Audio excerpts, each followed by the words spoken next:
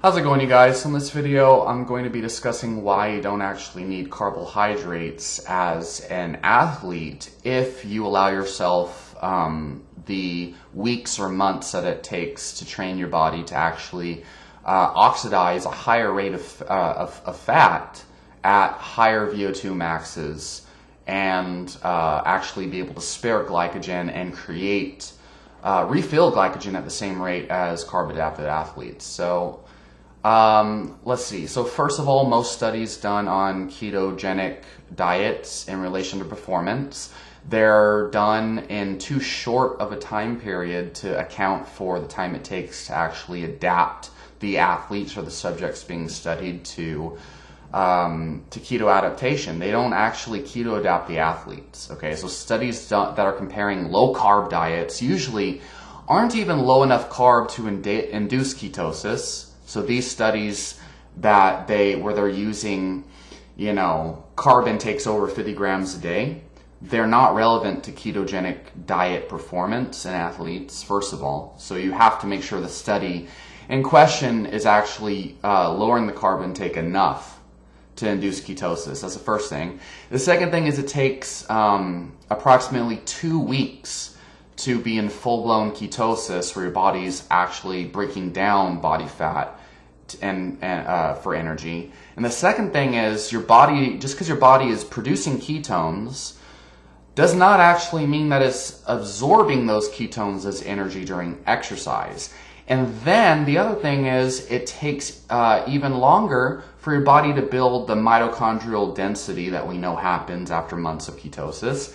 And the other physiological changes, the deep changes your body makes to become more effective at burning fat as energy, absorbing ketones as energy effectively, and fat droplets, which is something most people don't even know what they are, and then being able to refill glycogen at the same rate as carb-adapted athletes either.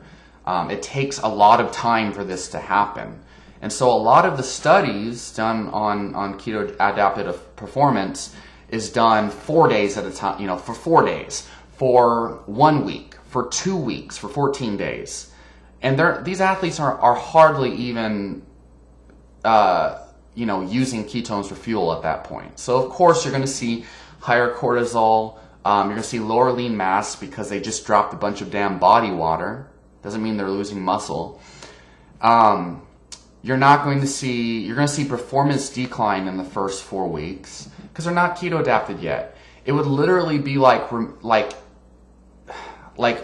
they're basically hypoglycemic mostly, and they're not effectively burning those ketones as energy yet. So a lot of these studies are not done long enough, but we do actually have quite a lot of evidence where they actually use athletes that are adapted already, anywhere from 4 weeks to 6 weeks, even 3 months and beyond, thanks to Jeff Volek and Stephen Finney.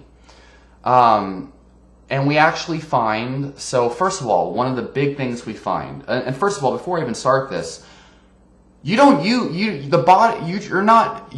actually using carbs for fuel.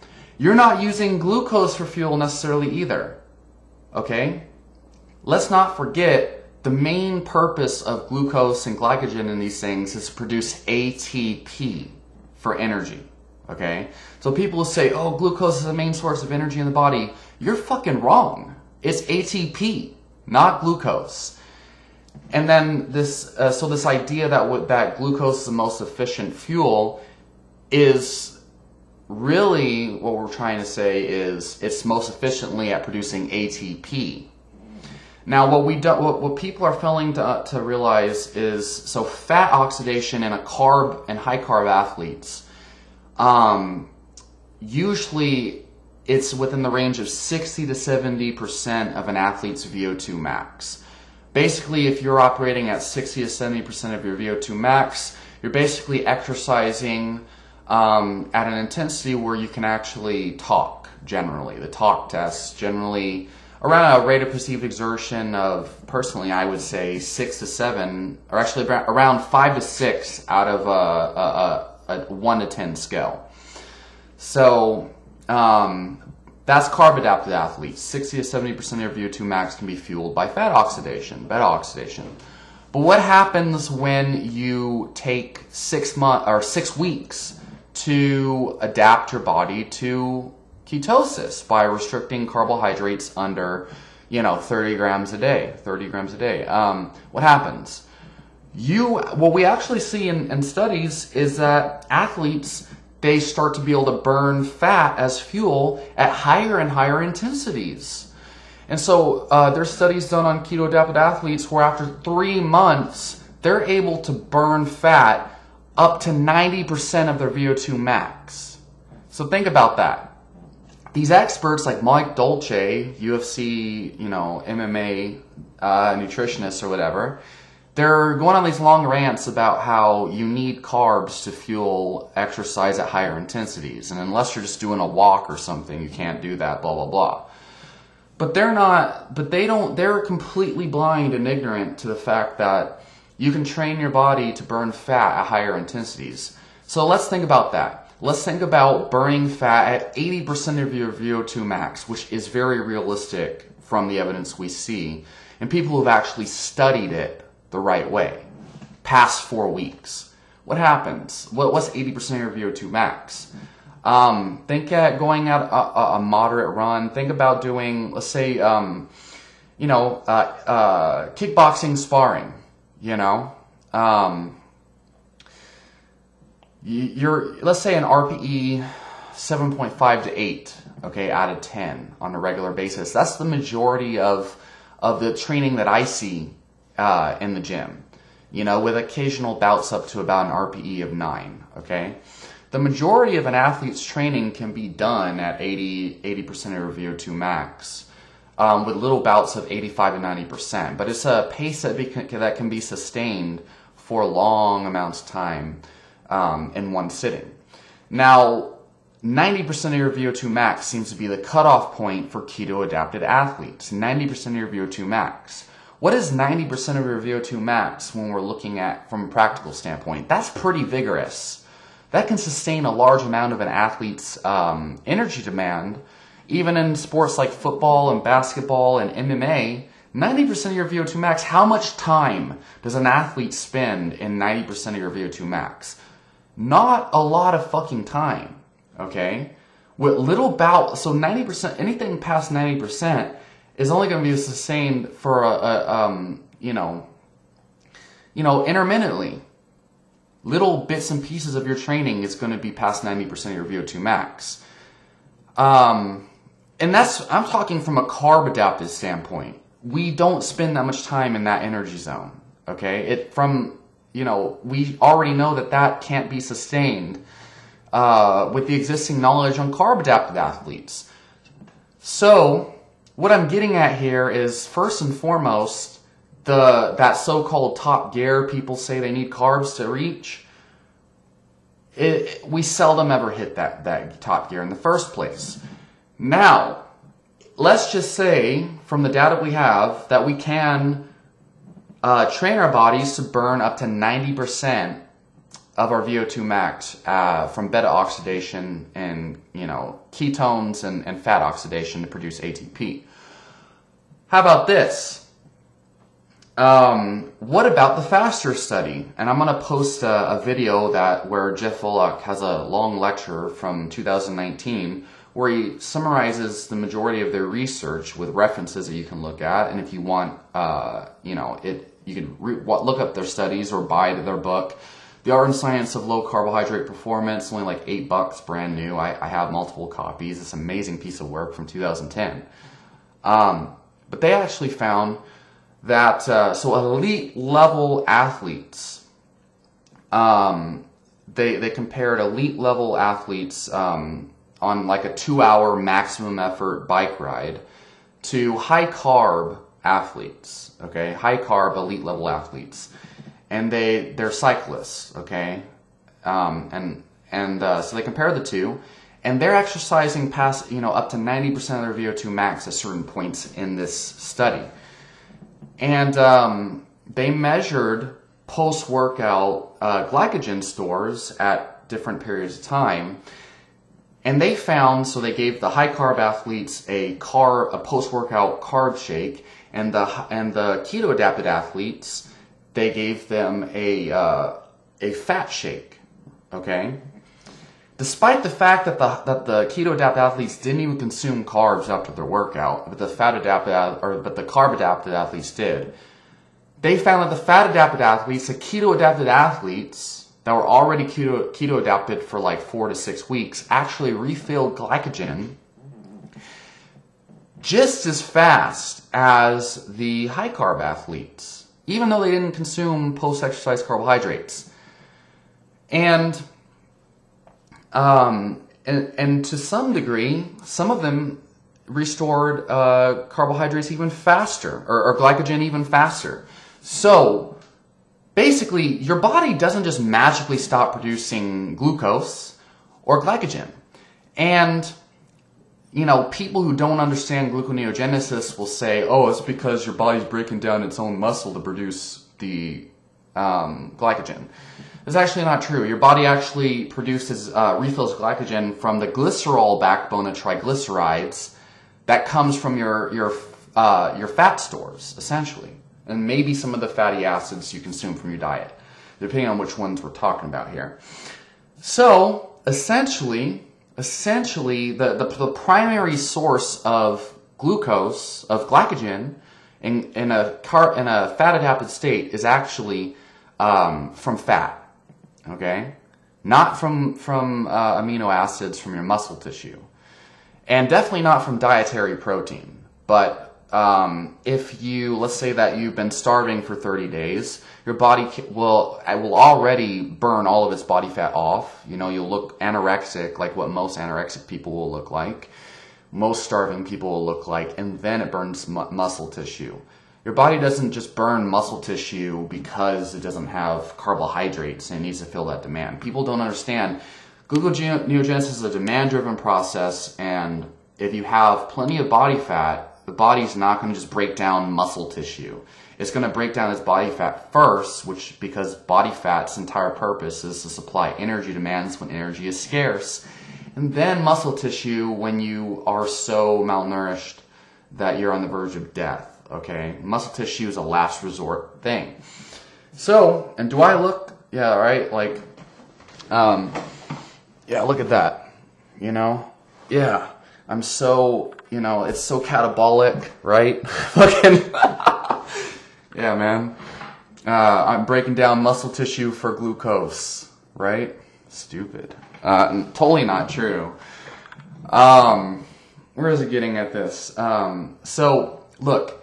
If keto-adapted athletes can burn body fat for ATP and for energy in general, up to 90% of your VO2 max after 3 months of adaptation, and then you need that top gear past 90%,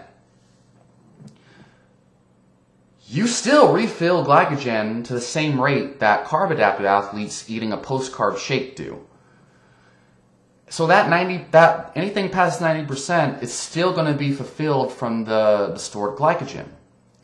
So where am I going with this? You don't actually need glucose or glycogen. The reason there's a couple reasons why people assume this. The main one is that people are brainwashed, because 99.9% of nutrition science in general is based around the carb dependent paradigm. Athletic performance and athletes have been told by the Gatorade company, which I think is sponsored by like I think it's Coca-Cola or something. All these sugar companies, basically these sugar drink companies, have been funding most of the research, and it's been commercials and coaches. It's been spread. It's like this repetition and dogma that's spread all around. It's probably not ever going to go away. So you're going to just see all these people who just are slugging down sugar because they think they need it, and they're convinced that that's what they need. It's just dogma. It's dogma that's heavily ingrained, is constantly repeated, and that's the first reason. The second reason is, let's say that you do start to buy into what I'm saying. Well, now, remember, it takes a long period of time in order. It takes a long period of time in order for your body to start to actually even feel good on a keto-adapted protocol.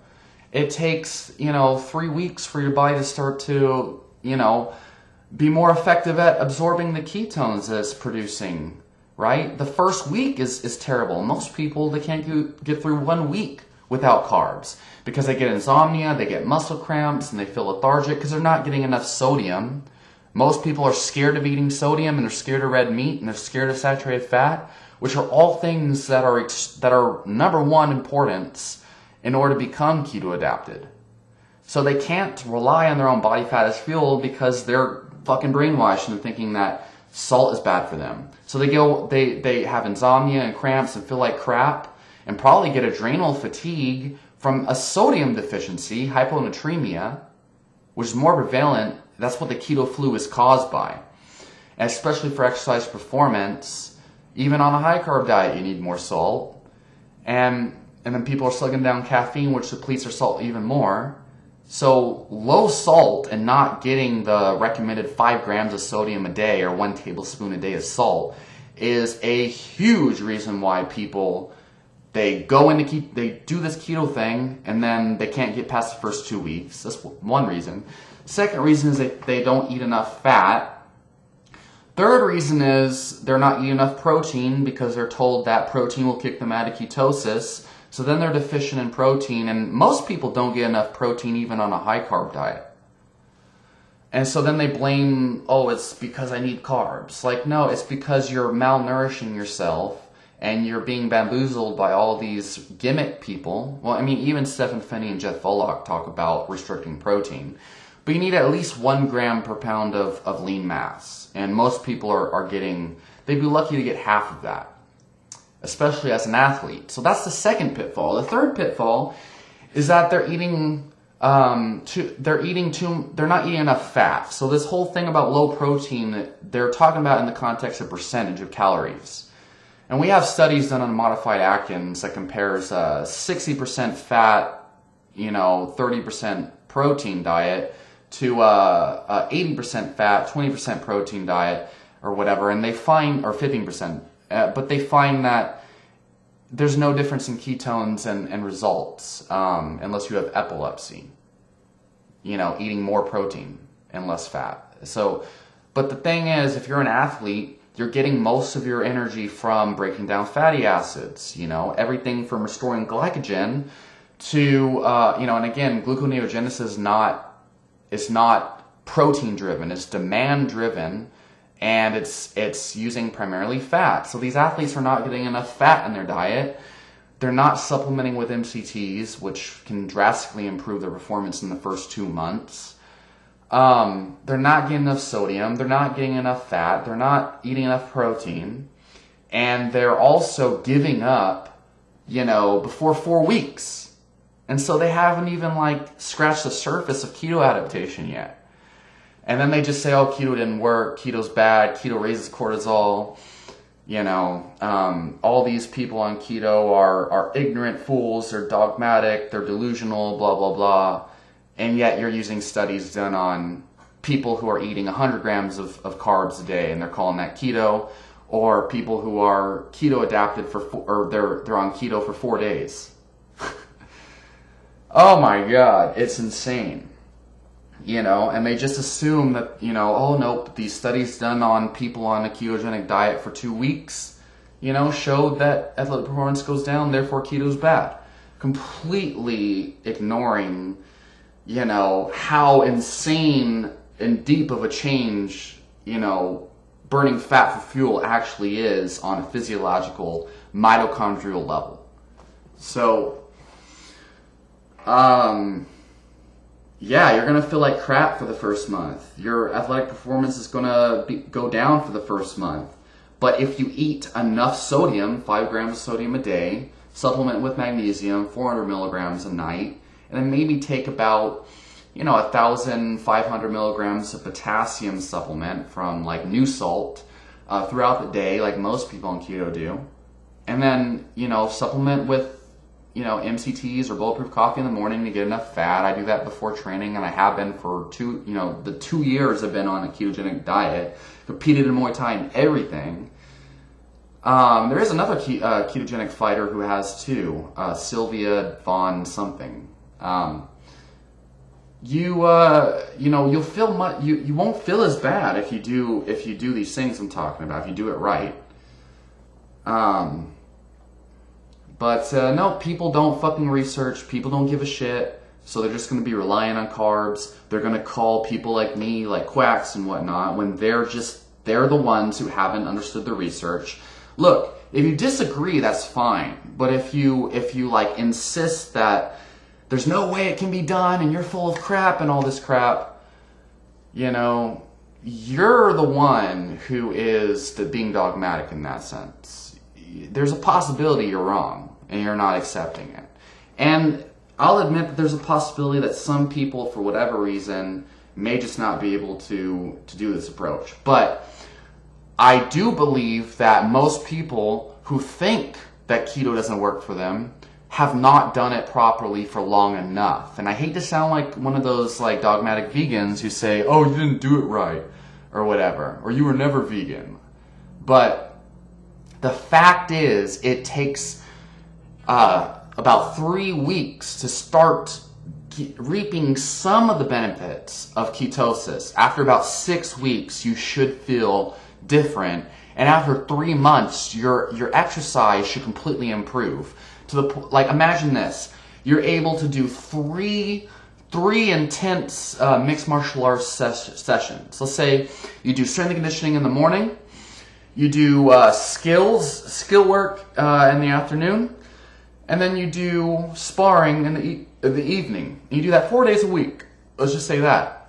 But you haven't eaten all day, or if you did, you ate nothing but you had bulletproof coffee. I've actually found if I get enough sodium throughout the day, I can actually just consume bulletproof coffee, where I just have a little bit of butter, a little bit of coconut oil. And then I might do like whey protein twice a day. And then just one giant meal of meat before I go to bed, getting about 160 grams of protein, because that's my lean mass. I can fucking train 3 times a day after the 2-month mark of being in a keto-adapted state. Okay, but then I have people messaging me, telling me, oh, I need carbs, I need honey, because I can't go longer than 4 days without carbs. Oh my God, Jesus Christ, it's crazy. And then we also have some anecdotal reports of people who have been in a keto-adapted state for over 2 years. Some people, mostly in the carnivore community, and they report higher levels of fasting blood glucose. And there's a possibility that their body has become just extremely efficient at turning over body fat into glucose and glycogen. And that might be why their fasting glucose had increased over time. There's many other reasons why. But this whole cortisol thing is, partially because people undereat on keto, because it lowers your appetite so much. Another thing is that it hasn't been conclusively shown, but if you don't get enough sodium, then your cortisol can increase. Another thing is cortisol is actually an anti-inflammatory compound. It's not necessarily indicative of harm. Cortisol will go up in order to mobilize energy, energy demands, to break down fat as fuel, also to combat oxidative stress and damage, and to lower inflammation and to lower pain and things like that. There's a lot of reasons why cortisol might increase, but Stephen Finney and Jeff Volek on the Verta Health blog actually made a blog post about sodium being a huge factor involved in what they call chronic adrenal fatigue, or chronic fatigue, adrenal fatigue, and this cortisol thing has a lot to do with sodium. And read the Salt Fix as well if you want even more in-depth information on that. But I'm going to post a link to what I think is probably the best lecture A lot of people be like, oh, this ain't a study. I want a list of 20 different references. But dude, there's hundreds of references that you can actually find from this lecture from Jeff Volek, who they pioneered the research for 40 years, Stephen Finney in particular. So look, if you don't want to believe it, that's fine. You want to be addicted to Coca-Cola and their research, for, oh, I eat earth-grown nutrients, blah blah blah. You keto fuck. Yeah, I eat sweet potatoes and brown rice, and I take 40 grams of dextrose powder after my workout to refill glycogen for the next thing, blah, blah, blah. But you keto guys, unhealthy, dogmatic, lower sport performance. Hey, that's cool, guy. I could do 3 sessions in a day with no need for carbs. And I don't feel a crash at all, right? But yeah, eat your earth-grown dextrose powder, and recover for your workouts and whatnot. Yeah, have fun with that. Anyway, leave your question and comments down below. And you don't need carbs for athletic performance. But maybe you do. Maybe it's a genetic thing. I don't know. Talk to you all next time.